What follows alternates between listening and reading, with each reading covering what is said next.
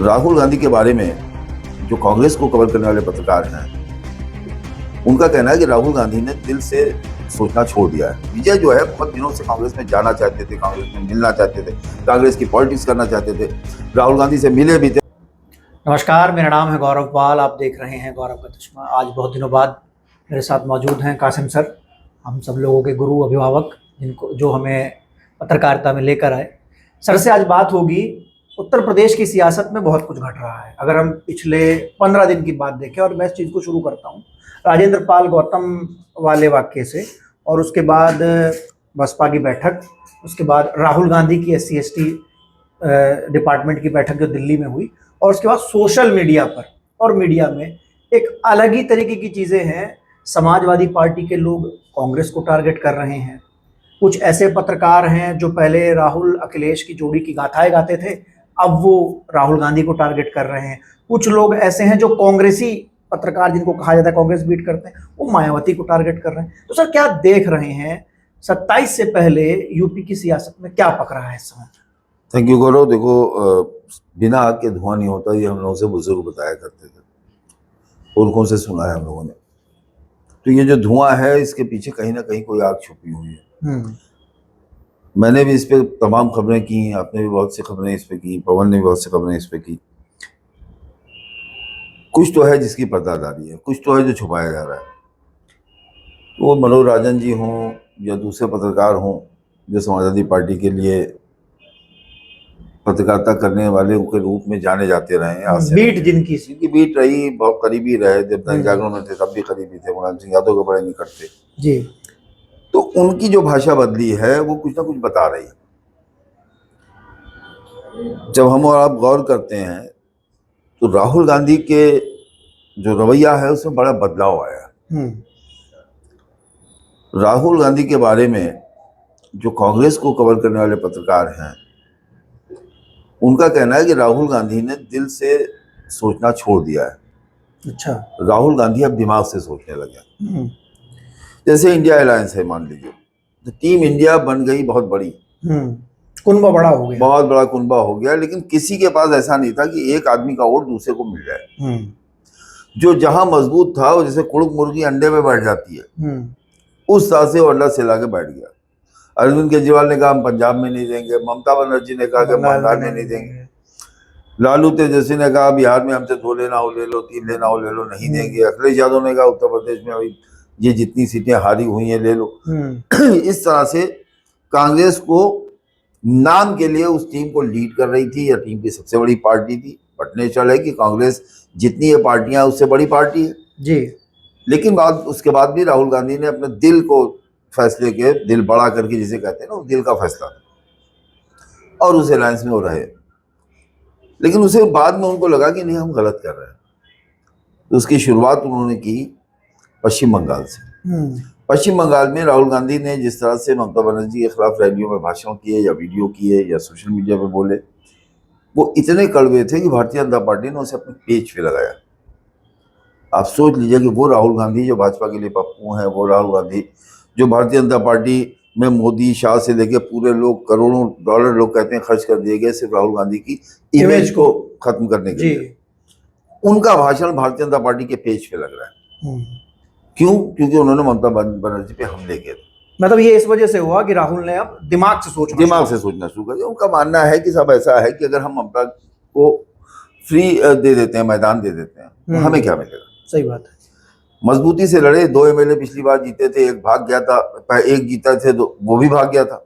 अब की 2 MLA कांग्रेस, जैसे हम देख सकते हैं कि तमिलनाडु में TVK के साथ किया, फिर उसके बाद देखते जाइए आप, बंगाल में उन्होंने ये किया, तमिलनाडु में उनका दशकों का साथ था DMK का। बिल्कुल सर, घंटों में उन्होंने वो साथ छोड़ दिया। घंटों में तोड़ दिया, बिल्कुल एकदम घंटों में फैसला किया। और TVK के साथ, क्योंकि विजय जो है बहुत दिनों से कांग्रेस में जाना चाहते थे, कांग्रेस में मिलना चाहते थे, कांग्रेस की पॉलिटिक्स करना चाहते थे, राहुल गांधी से मिले भी थे। राहुल गांधी ने ठीक है, पहले आप यूथ कांग्रेस की राजनीति कीजिए, उसके बाद आप जब कुछ कर लीजिए तब आइएगा। वही वाला मामला जैसे असम में हुआ था। असम के मुख्यमंत्री हेमंत बिस्वा शर्मा यूथ कांग्रेस में भी रहे नहीं। उन्होंने कहा कि आप पहले कांग्रेस में अगर आइए, उसका यूथ में काम कीजिए, फिर बाद में बताएंगे। जैसे हेमंत बिस्वा शर्मा जब मिलने गए, कांग्रेस में थे, तो उन्होंने कहा कि मैं हमसे बात कर रहा था, वो कुत्ते को बिस्कुट खिला रहे थे। तो वो राहुल गांधी अब नहीं है, वो फैसला करना उन्होंने शुरू कर दिया। तो पहले बंगाल, फिर तमिलनाडु, उसके बाद आप केरल देखिए। केरल में वेणुगोपाल उनके नाक के बाल कहे जाते हैं। बिल्कुल सर। अगर उनके दिल की चलती तो चाहे केरल में सरकार गिरती, पड़ती, टूटी फूटी बनती, चाहे जैसे बनती, मुख्यमंत्री वेणुगोपाल होते।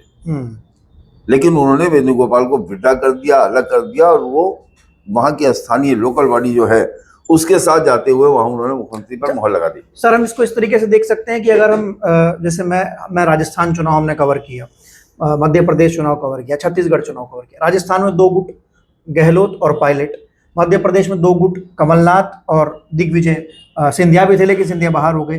छत्तीसगढ़ में 2 गुट, एक तो टीएस सिंह और आपका बघेल। जहां जहां कांग्रेस में गुटबाजी हुई, हरियाणा हो, वहां वहां कांग्रेस को नुकसान हुआ। तो क्या राहुल गांधी, आपने कहा दिमाग से सोच रहे, तो क्या इस गुटबाजी को खत्म करने की कोशिश कर रहे हैं क्या? उनका ये मानना है कि अब 29 में हमको वो गलती नहीं दोहरानी है जो 24 में हो गई। 24 तक कांग्रेस के जितने गुट थे उसमें कमजोर को, या आप ये समझिए कि जिनको अपने दादा दादी पिता इनका खास मानते हुए राहुल गांधी ढो रहे थे, उसके लिए राहुल गांधी तैयार नहीं।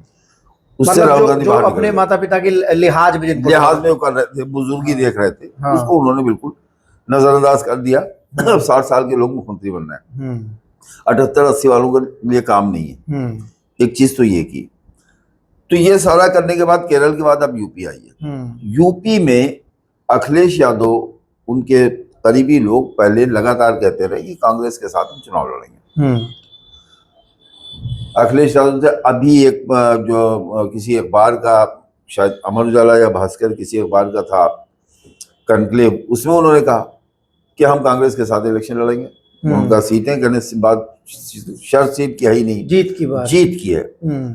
दूसरी तरफ कांग्रेस का यह मानना है कि 1984 के बाद उत्तर प्रदेश में हम गठबंधन करते करते करते यहाँ तक आ गए हैं कि आज उत्तर प्रदेश में हमारे पास जमीन नहीं बची है।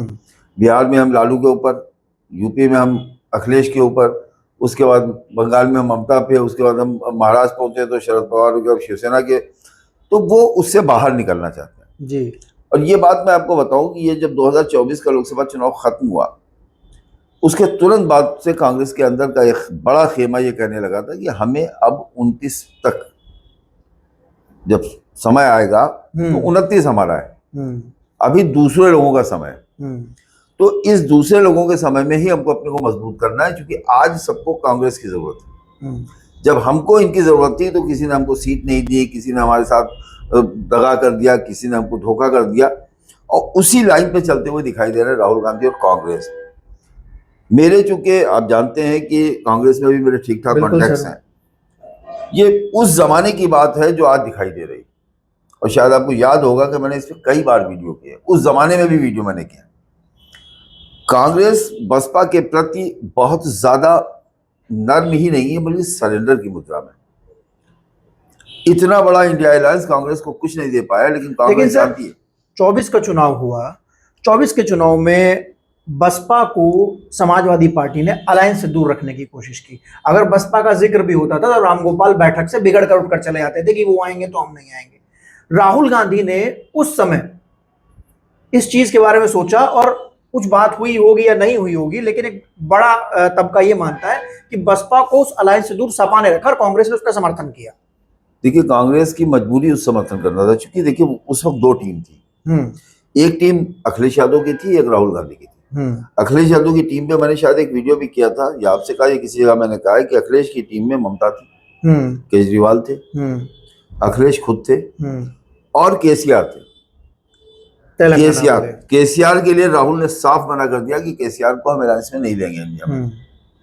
तो ममता, केजरीवाल, अखिलेश, ये 3 लोग एक तरफ थे, और ये माना जाता है कि अखिलेश यादव के लिए ममता बनर्जी सिर्फ जो है समर्थन पे नहीं रहती थी, एक राज्यसभा भी देती थी। और ये भी लोग कहते हैं कि जिस दिन ममता हारी उसी दिन अखिलेश ने प्रेस कॉन्फ्रेंस करके अपने को एजेंसी से दूर इसीलिए कर लिया, और ये कह दिया प्रेस कॉन्फ्रेंस में कि हमारे पास पैसा नहीं है। तो लोग सवाल करने लगे कि क्या बंगाल से पैसा आता था। ये सवाल ओपी राजभर ने कहा कि बंगाल से बहुत मोटा पैसा आने वाला था। तो आप इससे अंदाजा लगा लीजिए कि अब ऐसे में राहुल गांधी के पास क्या सोल्यूशन था? ममता अखिलेश के साथ, केजरीवाल अखिलेश के साथ, अखिलेश खुद उत्तर प्रदेश 80 सीट का प्रदेश। राहुल गांधी को खामोश होना उनकी मजबूरी थी। जैसे उनको लग रहा था जी कि शायद इंडिया अलायंस जो है भारतीय जनता पार्टी को रोकने में कामयाब हो जाए, क्योंकि मैंने बड़ी मेहनत की।